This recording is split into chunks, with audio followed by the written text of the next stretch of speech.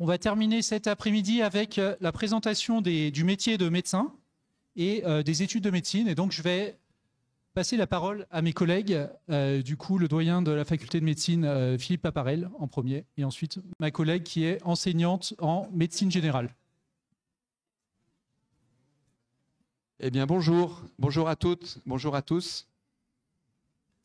Maintenant que vous savez tout sur les dents, hein, professeur Morin, ils savent tout sur les dents maintenant, grâce à vous. On a la difficile tâche de clôturer la journée, je crois.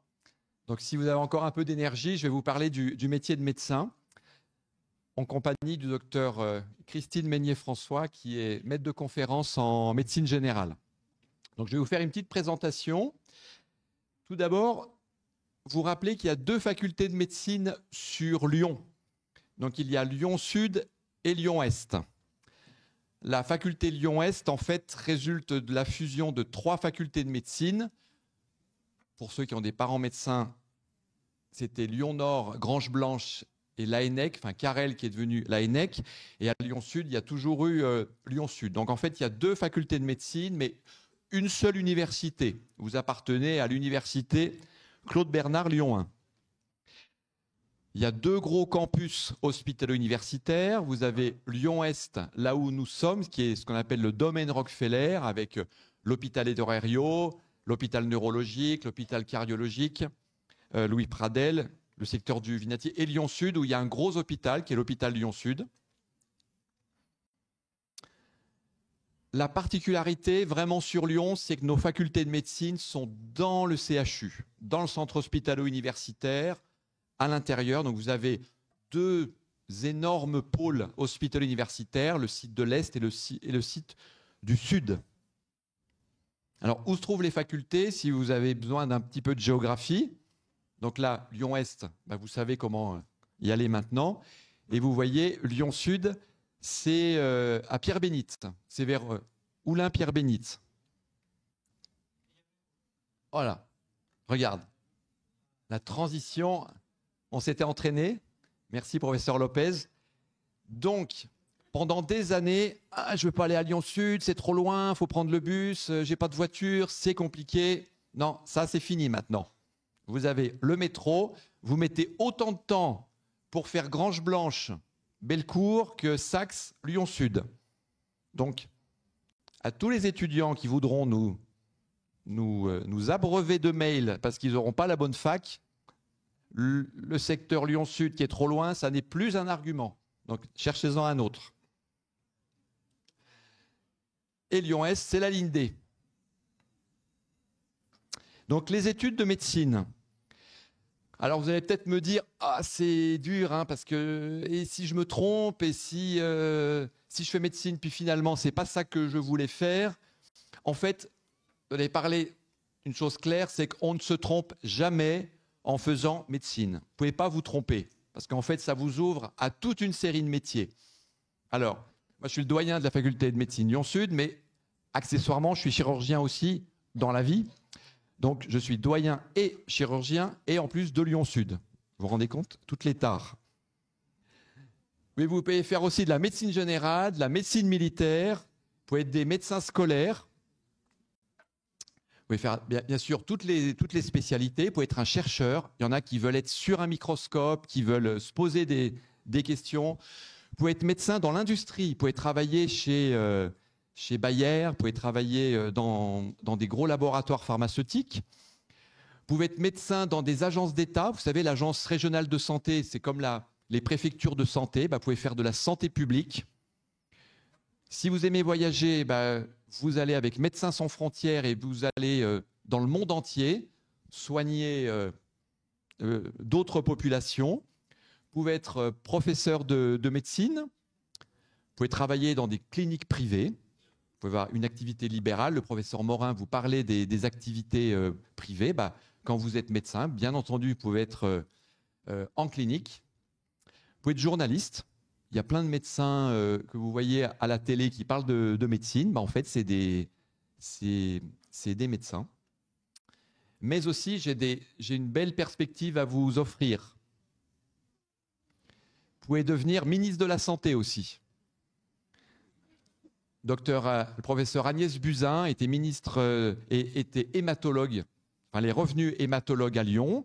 Vous aviez Olivier Véran qui était aussi médecin à Grenoble. Et vous savez, notre ministre actuel de la Santé, le docteur Yannick Neuder, était cardiologue. Donc, si vous avez des envies de ministère, faites médecine. Le schéma général, alors je vais pas rentrer trop dans les détails, mais on vous a expliqué, vous avez un premier cycle et un deuxième cycle.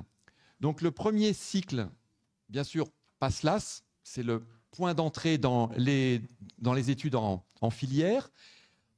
Pour ceux qui vont faire médecine, vous allez arriver, ça s'appelle FGSM2, formation générale en sciences médicales, deuxième année, la troisième année, et puis ensuite vous basculez, il y a un deuxième cycle, quatrième, cinquième, sixième année. À la fin de la sixième année, enfin au cours maintenant de la sixième année, vous passez on va appeler ça l'internat, c'est pour accéder aux spécialités. Et puis ensuite, vous faites votre internat, donc la sixième année est finie, vous réussissez, ça s'appelle un examen, mais qui est ni plus ni moins qu'un concours. Vous avez 4, 5 ans, 6 ans d'internat selon la spécialité que vous choisissez. Vous arrivez en deuxième année. Vous avez fait PASS, vous avez fait LAS, et ben, vous êtes les lauréats et vous arrivez en deuxième année. Ben, en fait, il faut savoir que dès la deuxième année, ça y est, vous rentrez dans le grand bain. Vous allez avoir un stéthoscope, une blouse blanche. Quand on fait la réunion d'accueil des deuxièmes années, le Conseil de l'Ordre vous offre un stéthoscope. C'est quand même assez symbolique de votre futur métier. Et attention, chers lycéens, chères lycéennes, parce que quand vous serez en deuxième année, vous serez des petits docteurs. Si je vous dis petit docteur, c'est-à-dire que déjà, vous endossez une responsabilité sociétale. Puisque quand vous allez aller au repas de fin d'année, au repas de Noël, vous serez le médecin de la table. Donc, votre grand-mère vous parlera de sa prothèse de hanche, de la vie. Le grand-père de la crise de goutte, du cousin de la colique néphrétique. Et on vous demandera un avis. Donc, faites attention parce que déjà, vous aurez une responsabilité familiale, sociétale. Attention, quand vous arriverez en deuxième année, attention aux réseaux sociaux. Attention, parce que vous pouvez être tenté, quand vous arrivez dans des stages hospitaliers, de prendre des photos. Vous êtes au bloc opératoire, vous voyez le chirurgien qui enlève une énorme tumeur, vous dites « Oh là là, je prends en photo, je mets sur le réseau social, regarde ce que j'ai fait ce matin. » Interdit. Attention. Secret médical, la déontologie, on ne met pas des photos de patients, on vous apprendra tout ça. Si je vous dis tout ça, c'est que quand vous êtes lycéen, ensuite quand vous rentrez en deuxième année de médecine, vous êtes en cursus. Votre année PASLAS, ça va être le tunnel. Hein. Pendant 8 mois, vous avez pu savoir comment vous vous appelez. Et puis ensuite, vous allez réouvrir un petit peu les yeux. Ce qui veut dire que la transition, elle est brutale. Hein, entre le lycée et la deuxième année de médecine, ça va être très rapide. Hein, c'est un 100 mètres. À partir de la troisième année, pour schématiser un petit peu, vous deviendrez ce qu'on a des étudiants hospitaliers et en quatrième année, vous devenez des externes. Un externe, c'est un étudiant qui va à l'hôpital. Vous aurez des stages, vous aurez des gardes à faire. Alors, une petite particularité pour ceux qui aiment bien le soleil, c'est qu'on a la chance d'être au CHU de Lyon, Centre hospitalier universitaire, et en fait, il y a des stages. Nous avons un hôpital qui est à Gien, à René-Sabran. Alors, vous regarderez sur une carte où ça se trouve, mais c'est dans le Var, au bord de la mer. Et ce que vous voyez, c'est l'hôpital. Et il y a un internat qui donne sur la plage. Donc, si vous voulez aller faire des stages à l'hôpital René-Sabran avec un très haut niveau d'expertise, vous voyez que Lyon peut amener à tout. De manière un peu plus dogmatique, quand vous allez faire vos premiers pas à l'hôpital, en fait, c'est compliqué. C'est très compliqué. Pourquoi? Parce qu'en fait, vous avez quelques notions de médecine. Ça fait quelques semestres que vous apprenez la médecine, mais vous allez arriver dans des services où vous allez être en contact avec des infirmières, des infirmiers qui ont 25 ans d'expérience. Il ne faudra pas leur expliquer la vie en disant bah, « moi je suis étudiant en médecine, je suis un docteur ». Voilà, donc vous aurez un positionnement de respect par rapport aux anciens, par rapport à l'expérience, à l'expertise. Vous allez côtoyer la maladie, la souffrance, vous allez côtoyer la mort. Vous allez voir des patients qui sont décédés. Je ne sais pas si vous avez déjà vu des patients décédés, mais ça peut être une expérience difficile au départ, parce que nous, on est médecins pour soigner. On n'aime pas bien avoir des décès, mais ça fera partie de votre pratique. Des patients qui seront en grande détresse, des patients qui souffriront. Et finalement, vous allez les soulager. Et vous verrez que quand on vous fera vos premiers merci, quand vous soulagerez un patient qui vient avec une colique néphrétique, qui a très mal, vous allez faire une prescription et 2 heures plus tard, il ira mieux, il vous dira merci. Ben, vous verrez à quel point vous serez heureux et heureux de faire ce beau métier. Le positionnement aussi, c'est quand vous arrivez dans un stage hospitalier, il ne faut pas être habillé n'importe comment. C'est-à-dire, on ne vient pas avec un short de foot et des tongs dans un service hospitalier. S'habiller, c'est avant tout respecter les patients aussi. Donc, c'est plein de petites choses qu'on vous apprendra. Frapper quand vous rentrez dans une chambre.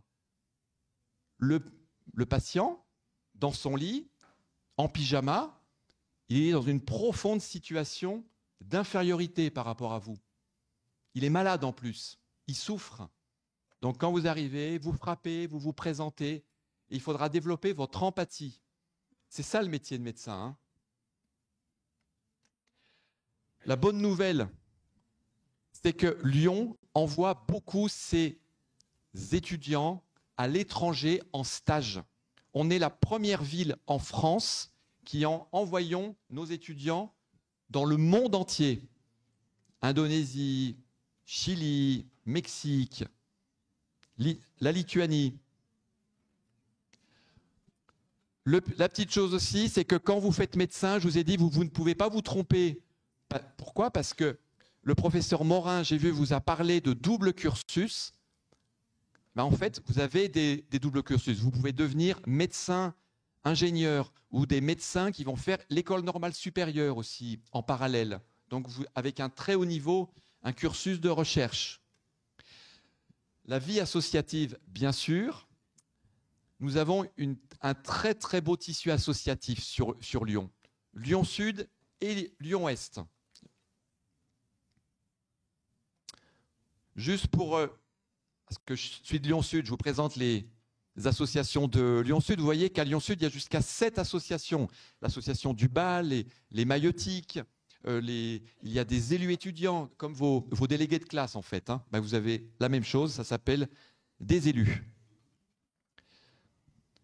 La réforme de l'internat, parce que vous serez dans la réforme de l'internat.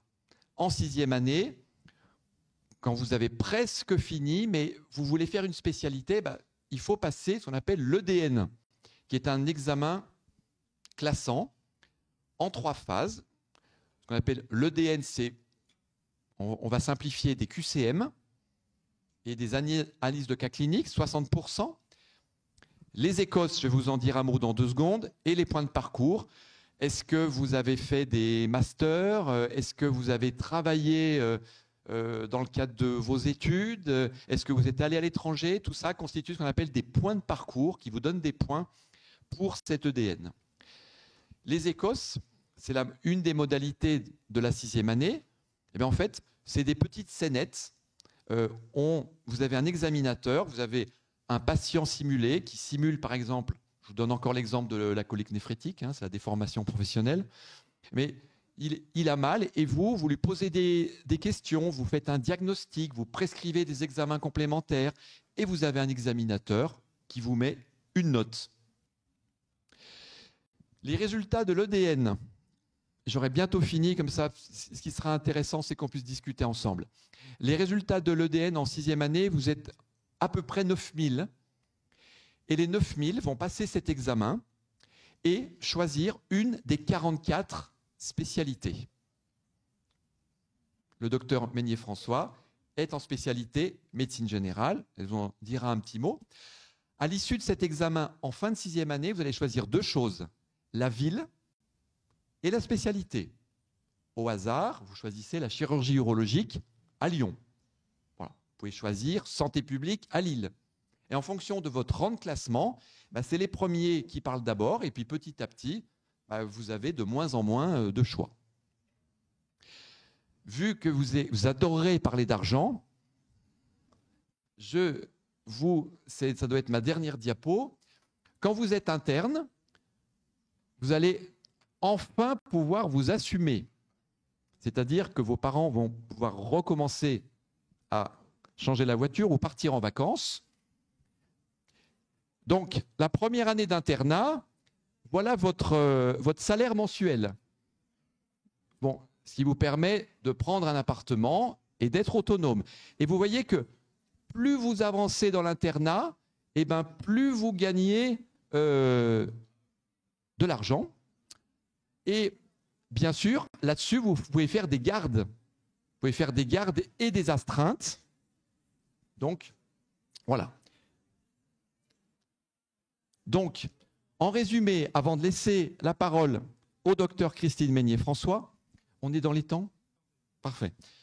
C'est que si vous êtes médecin, vous exercez un métier magnifique. Vous savez, quand j'étais en CE2, j'ai dit « je serai chirurgien ». Voilà.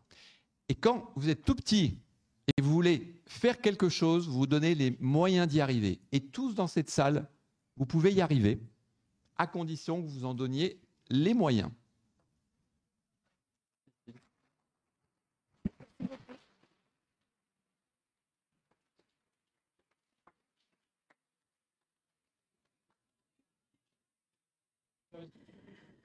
Alors, je prends la suite du professeur Paparel pour vous dire quelques mots de ma spécialité, qui est donc la médecine générale. Donc moi, comme l'a dit le professeur Paparel, je suis le docteur Christine Meignier-François. Je suis médecin généraliste. Je travaille dans une petite ville du Nord-Isère qui est Saint-Quentin-Fallavier. Peut-être que certaines ou certains connaissent ici.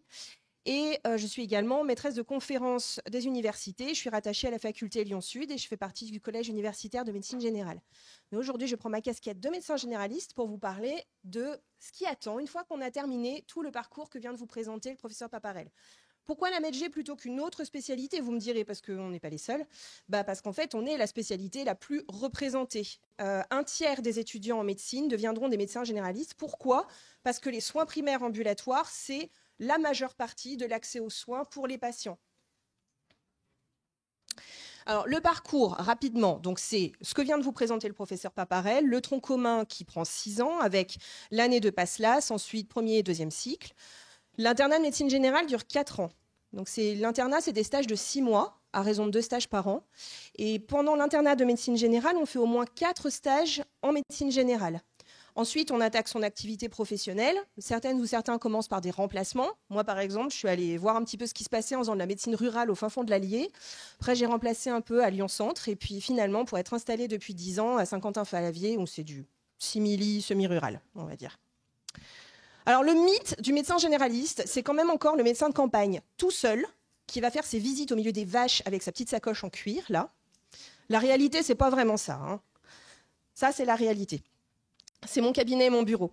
Donc la réalité maintenant, c'est des cabinets de groupe, on bosse à plusieurs et on est dans les locaux modernes où on fait quand même de la médecine en 2025 avec électrocardiogramme, avec tout un tas de choses et les internes de médecine générale actuellement sont formés à faire de l'échographie en cabinet.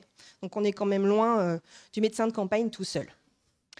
Une journée type pour vous, je ne savais pas trop comment remplir, quelles questions vous pourriez avoir sur ce que je fais, donc voilà, une petite présentation. En médecine générale, on fait des consultations, c'est-à-dire qu'on va voir les patients un par un qui viennent avec un problème de santé ou plusieurs. Mes journées types comptent entre 20 et 25 consultations, clairement un peu plus en ce moment, on est en pleine épidémie de grippe, donc ça monte en hiver. Parfois, on fait des visites à domicile.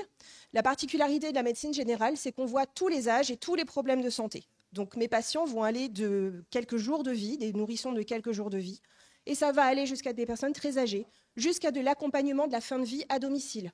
Donc où je vais aller avec mes patients jusqu'au bout, jusqu'à leur décès à la maison.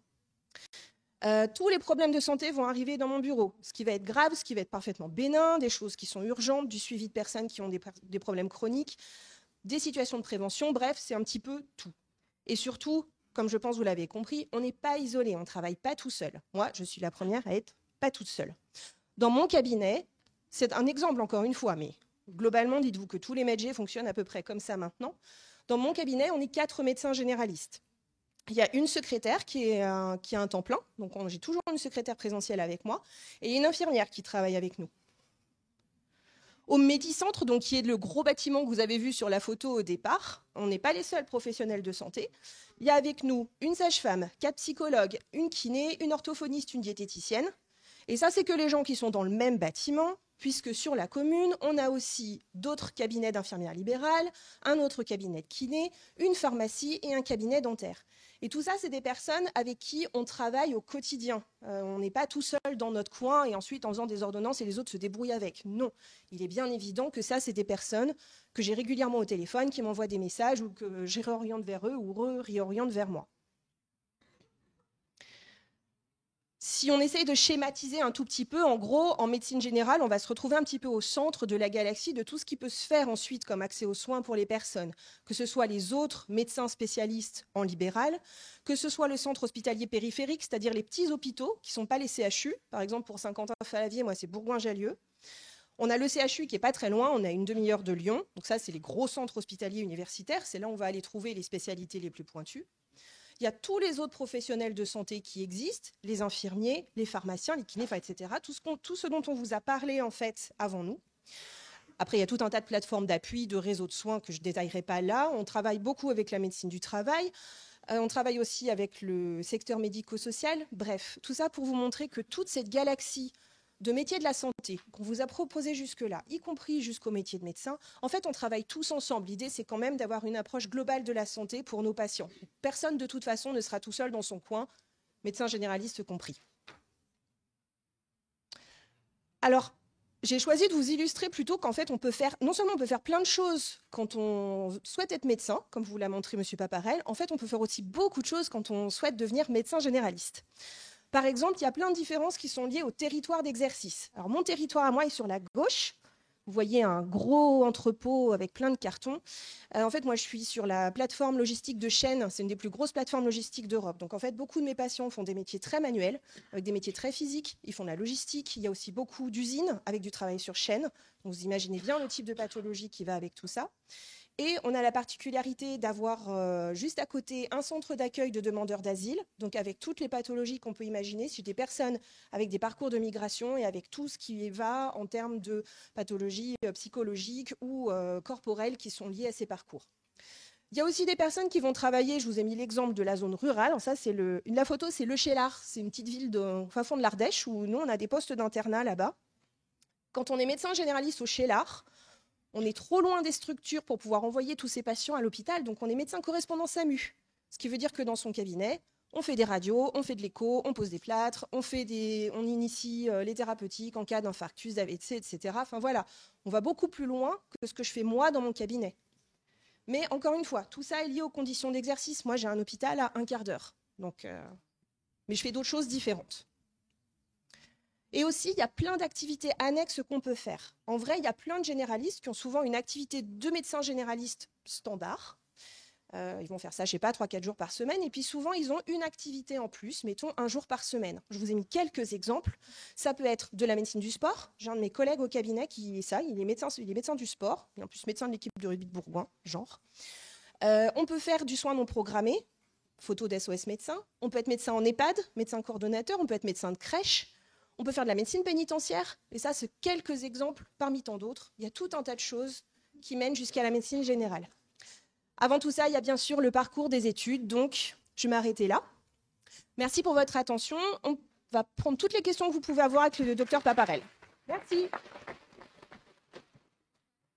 Super. Ouais. Du coup, on va prendre les questions. Hop, je vais juste remettre le QR code. Alors, vas-y Nina. Alors, On a une première question. Pour quelqu'un qui aimerait devenir chirurgienne cardiaque, à environ quel âge est-ce qu'on peut vraiment pratiquer? À quel âge on pratique, c'est dire? Oui. Non, mais à peu près, c'est un exemple. Ah, pour la chirurgie cardiaque. Donc, si vous voulez être chirurgienne cardiaque, alors on commence par...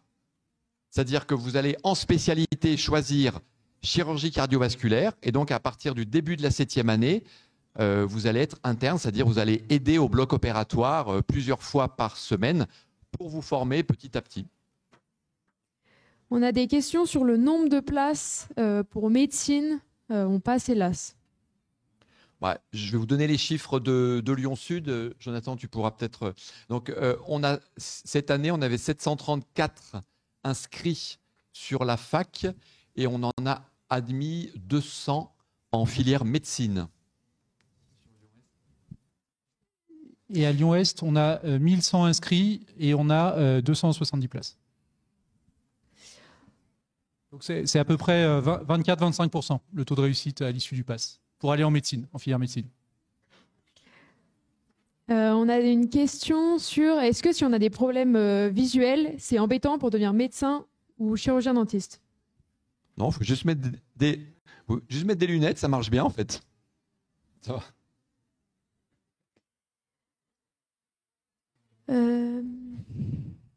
C'est quoi la différence entre l'externat et l'internat?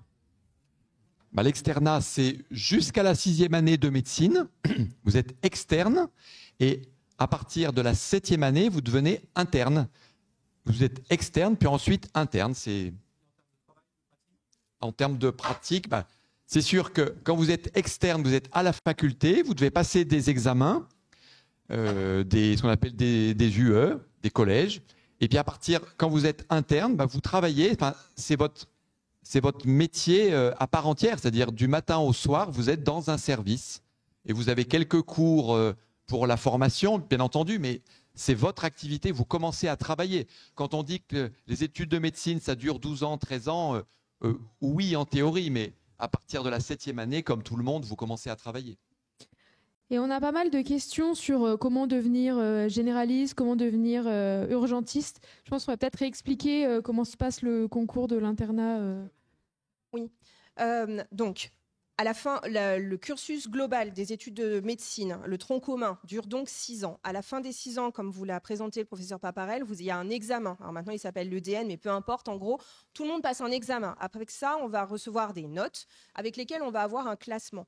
En fonction de ce classement, on va pouvoir choisir sa spécialité et sa ville. Certaines spécialités partent très vite, d'autres spécialités moins, et ça dépend beaucoup des années. Il y a des spécialités telles dermatologie, ophtalmologie qui partent très très vite, certaines villes aussi. Après, il y a par exemple le fait qu'il y a certaines régions qui sont très grandes. Donc par exemple, quand on souhaite prendre médecine générale à Lyon, on a intérêt à être bien classé parce qu'on a des stages qui vont très très loin géographiquement. Donc, par exemple, si on veut avoir des stages proches de Lyon ou si on veut avoir le choix, on a intérêt à être plutôt bien classé. Mais après, voilà, c'est une question de choix qui dépend de son rang de classement.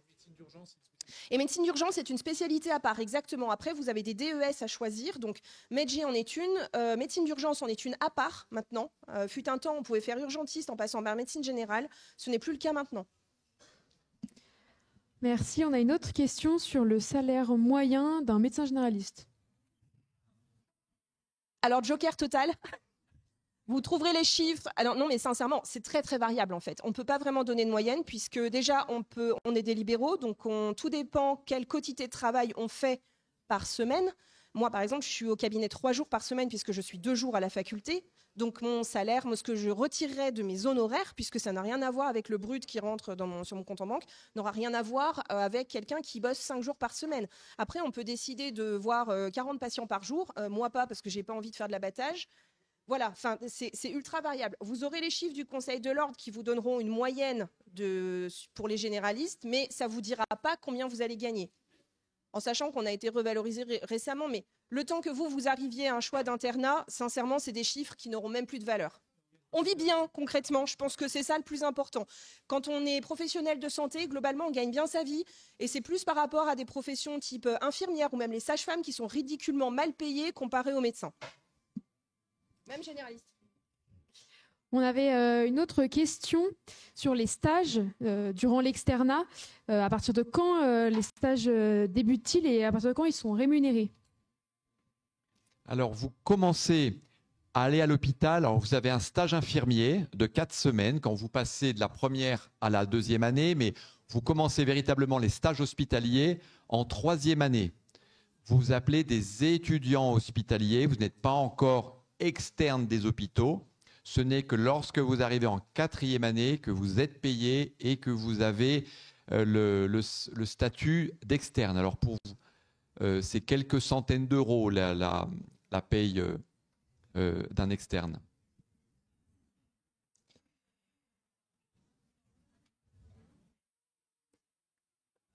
Globalement, je crois qu'on a répondu à peu près à tout. On a répondu à tout. La question du voile qui est revenue 1000 fois.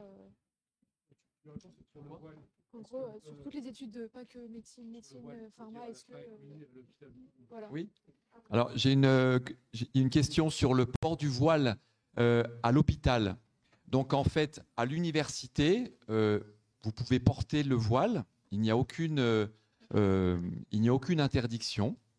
Par contre, quand vous rentrez dans un hôpital public, avec le système de l'État, les règles de laïcité s'appliquent. Donc, ne sont pas autorisés les signes dits religieux, c'est-à-dire la kippa, le voile, une croix. Donc, voilà. À l'université, vous pouvez porter le voile, mais à l'hôpital, il y a des règles de laïcité. C'est assez simple, en fait. Qui s'applique dans toute la fonction publique, que ce ne soit pas l'hôpital, c'est la fonction au sens... Et ça se passe très bien. Okay. Ben, merci à tous. On espère vous voir l'an prochain sur nos bancs. Pour l'instant, concentrez-vous sur votre bac, pour ceux qui sont en terminale, avoir les meilleures notes possibles. Dans Parcoursup, variez vos vœux. Donc mettez bien du PASS, des LAS si vous voulez aller aux études de santé. Et puis voilà. Et venez aux journées d'immersion, vous verrez que ça sera vraiment hyper cool. Et on vous représentera tout ça, on pourra répondre à vos questions aussi.